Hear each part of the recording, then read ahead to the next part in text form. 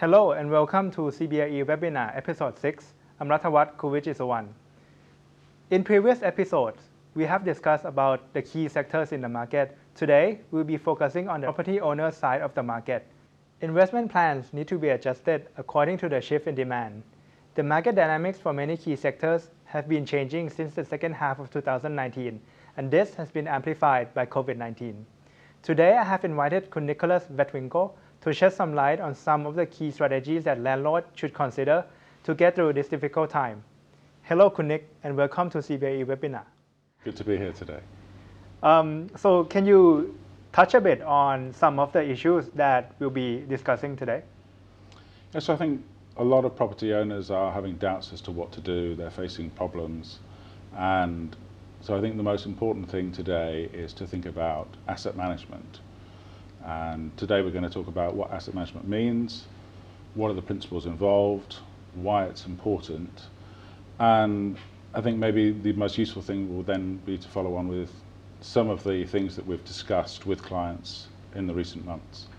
So the first question, Nick, is what is asset management? Because some people might be confusing between asset management and property management. Can you explain the basic concept behind that? Okay, so the difference is pretty simple. What we're talking about and concentrating on with asset management is issues that affect property value. Whereas for property management, we're talking about operations, repair and maintenance, just to make sure that the property actually functions.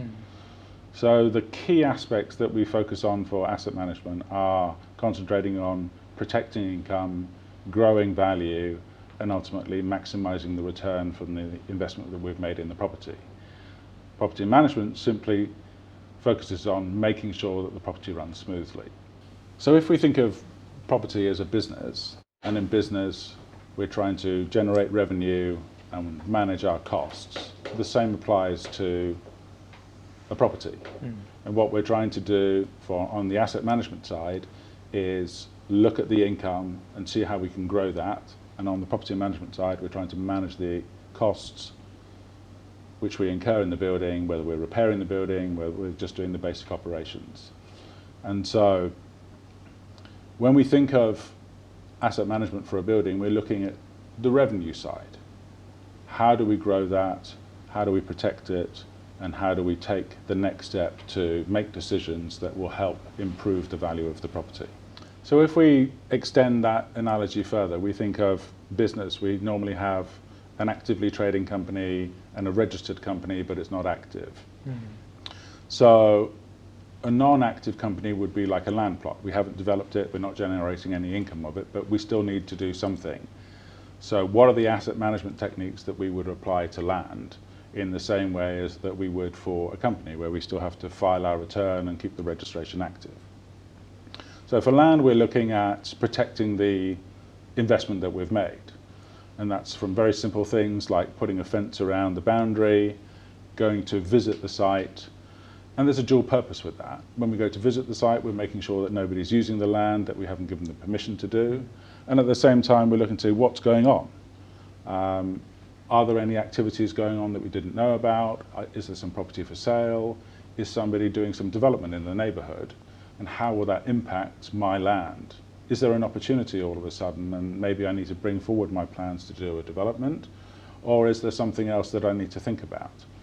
And so those are all things that we could do as a basic level, which would still fit into a definition of asset management, because what we're trying to do is be alert to anything that happens in the general area that affects our land. So if we extend that further in relation to buildings, if we think of our company where we're trying to grow revenue and we have a business development department, and then on the cost side, on the property management side, we have a finance team where we're trying to manage the costs, then we need to do the same for a building.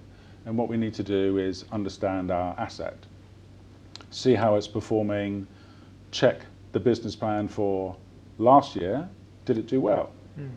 Did we actually exceed our target? If not, why not? And so what we need to do is have an understanding of our asset, and if it's not performing well, we need to review what to do.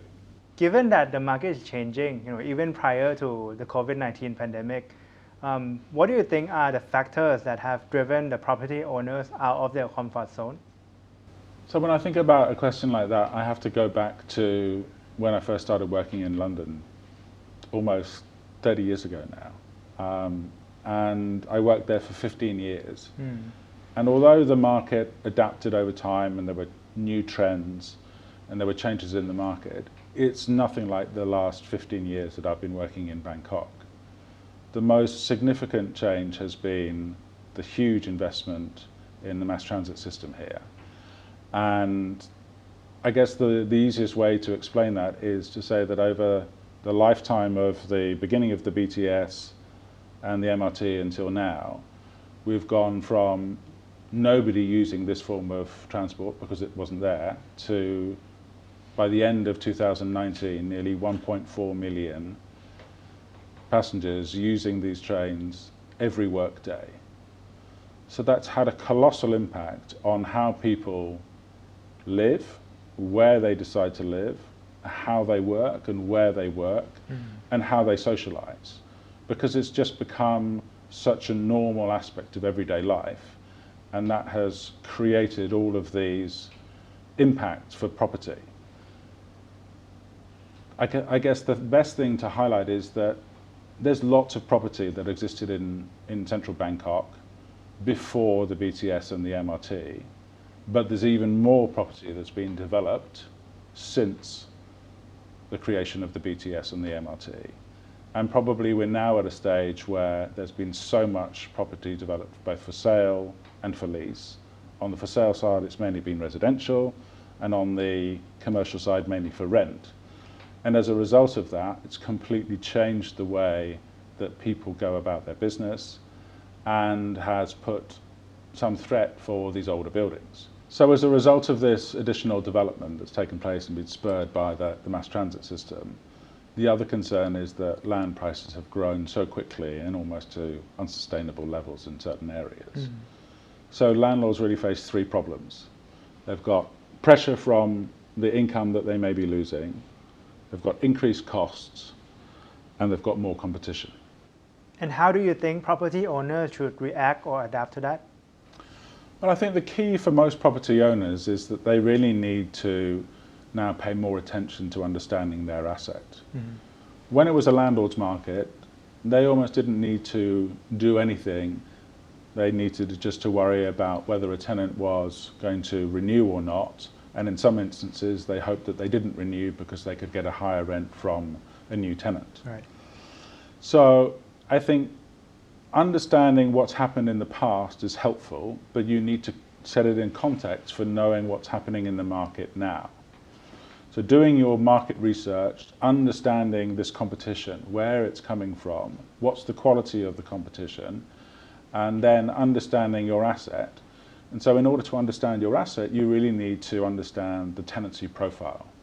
And what do you mean by a tenancy profile? So we're getting a little bit more detailed in asset management concepts, but what we're trying to do is understand the risks associated with the income that we're getting, and what is the chance of that income growing over time, and what is the chance of that income falling. And so the tenancy profile basically looks at how long each tenant has left on their lease, how one lease expiry coincides with another, and if there is a rent review coming up, what are the terms of those rent reviews? Is there a minimum increase? Is there a capped increase? What are the issues that will determine whether or not the income will go up or down? But there's also important to understand that if you're over-reliant on one tenant, what are the risks associated with them leaving? So there was one recent case in Bangkok where a well-known company was paying 60% of the income of a building and was the dominant tenant. And they had been there for years. And it was easy to assume that they would carry on staying there. But at the end of their lease, they decided to leave. And so the impact for that owner was significant in that all of a sudden they lost 60% of their income. So I'm not saying that you could have done anything to prevent it. The point is that if you have been through your review, you would know that that possibility was coming as the lease was expiring, and you could prepare for the eventuality of them staying, or what you needed to do if they were going to leave. And so this is the thing about asset management. What you're trying to do is look ahead in order to forecast what might happen and help you plan for what to do, both in the event of something that positive happens or in the worst case when something negative happens. And of course, in today's market, the problem is that there's been a complete switch. So previously, normally landlords were worrying about how much more they could charge, and now they're wondering about whether they can charge that much, whether tenants can afford to pay, and what is the right decision. Should we accept a rent reduction? Should we allow the tenant to leave? And by understanding your asset and understanding the impact of those decisions, you have a much greater understanding on how that affects the value of your property. So we've talked about what property owners should consider. What about vacant land? So I think obviously as a result of the boom in the market, a lot of landowners took the opportunity to sell land, but there are still many owners who prefer not to sell. But for the first time, they're now facing costs for their land, which they've never faced before through the new land and building tax. So they have a decision to make, whether they're happy to pay that or not. And if they're not happy to pay that, and if they don't want to sell, then normally what they're going to have to do is to consider leasing the property in order to offset that by asking the tenant, whoever they're leasing the land to pay. But then still there are two things to consider. Do we want to maintain flexibility, maybe to, in a few years' time, you plan to use the land yourself? You want to maintain flexibility to consider a sale in the future when the market is better? Then probably you only want to tie up the property on a short-term lease basis. But if you want to plan for the future and maybe you don't need that flexibility, you want to allow your family to inherit the land in the future, and it's more important to create a long-term income stream, then perhaps you can consider a long-term lease. So what you're doing is you're making a decision between short-term lower income for flexibility against de-risking, generating a long-term cash flow, but you've basically understood that as a result of that, you're probably unlikely to be able to be in a position to sell the land in order to get its true value because somebody's already taken a long-term lease on it. So these again are asset management considerations, and you need to understand the implication of each decision. So then if we are in a position where we don't want to sell, we understand all the regulations in relation to property tax, and that's something that we can talk about another time. We don't want to lease the land, either short-term or long-term. Is there anything that we can do to add value to our land? So the obvious answer is if we have more money that we want to invest, probably by adding to neighbouring land plots to our site, we will possibly improve the shape, create more development potential. And if we don't have money that we want to invest and we want to improve our land, maybe there's something that we can do with our neighbour where we can exchange some land in some sort of land swap where we can both benefit. So those are the other asset management techniques that we could think about for land. Land swap sounds like an interesting concept. Is it difficult to achieve? In truth, it's probably quite a rare thing to achieve in any market, because what you really need is your neighbour needs something from you and you need something from your neighbour, and you both accept that as a result of doing that, you're doing something together which you couldn't achieve on your own. Right. And the aim is to improve your respective land plots.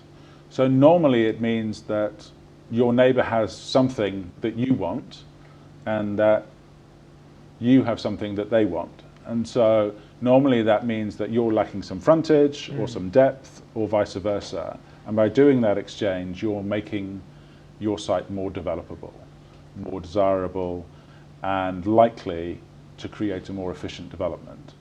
Normally, with all the land regulations in Bangkok, there are so many rules that punish a poorly shaped site. And it means that any development that you undertake there will be inefficient. And unless it's for your own use, it's probably going to, in today's competitive market, mean that you're not going to be able to create an efficient development. So the idea behind the land swap is that you're not actually expending any money, but you're finding a way to improve your land, and by doing so you're cooperating with your neighbor to do that. So can you share some of the cases that you have undertaken for the clients that you believe would be useful for the audience? Well, I think probably the most topical issue today is landlords receiving requests from tenants to reduce their rent as a result of the COVID situation and how it's impacted everyone. And really, it's quite simple. The landlord has three choices: to agree to the rent reduction, to decide not to allow the rent reduction with the consequence maybe that the tenant will not be able to pay and they will leave, or to find another solution. And so in a case that I recently worked on, the lease was coming to the end and the tenant said that they couldn't renew unless the rent was going to be reduced. And the landowner felt that their property was still very good despite this market, and that they would be able to find a new tenant. And so we discussed this and we said, well, even if we were able to find a good tenant now, in today's market, it might still take some time. But the landlord didn't want to renew on a reduced length lease, or a reduced rent for 3 years. So what I suggested was allow a rent reduction, extend the lease for 1 year, and that gives the tenant what they need, which is a short-term respite, but also gives you flexibility in the hope that the market improves in a year to be able to renegotiate. And if you can't agree terms, then to try and find a new tenant. And if you can agree terms and their business has recovered, the rent can go back to normal.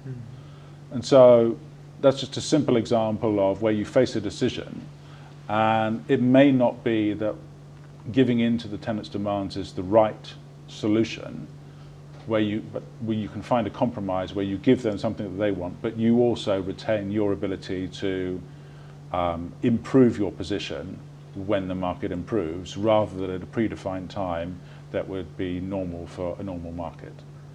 So, and then another example would probably be an apartment building where the owner had owned the property for a long time and had been managed by the same people, and he'd sort of neglected it. He got distracted by buying other properties, and it was no longer a critical asset for them. It was quite a small asset for the value of their whole portfolio. And he decided that he wanted to sell the building because it was not performing very well anymore, and he thought it was easier to reinvest that money somewhere else. So I went to look at the property, and I thought, this would not be an easy property to sell because it wasn't actually in a good condition. And we discussed the options, and I simply asked him, why had he not renovated the building? Why had he let it get into this state? Because actually there was nothing fundamentally wrong with the asset, and actually all it needed was a renovation. It didn't need anything new design. It was fit for today's market. And so in the end, he did decide to renovate, and now it's one of his best performing properties, and has been least impacted by COVID because it's an apartment for Thais and the local market. And unlike the expatriate apartment market, which has significantly suffered and have been suffering for a long time, not only from the effects of COVID, but before then as a result of the increase in condominium supply and tenants being drawn away from older apartment buildings towards newer condos, he hasn't been impacted by that.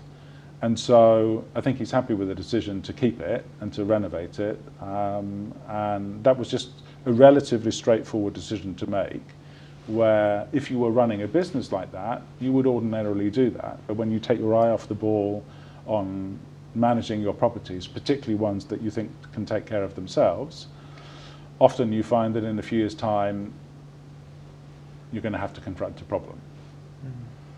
But I think that this was an example of something where he was able to, on reflection, think about it and decide, actually, it's worth keeping, and now it's performing very well for him.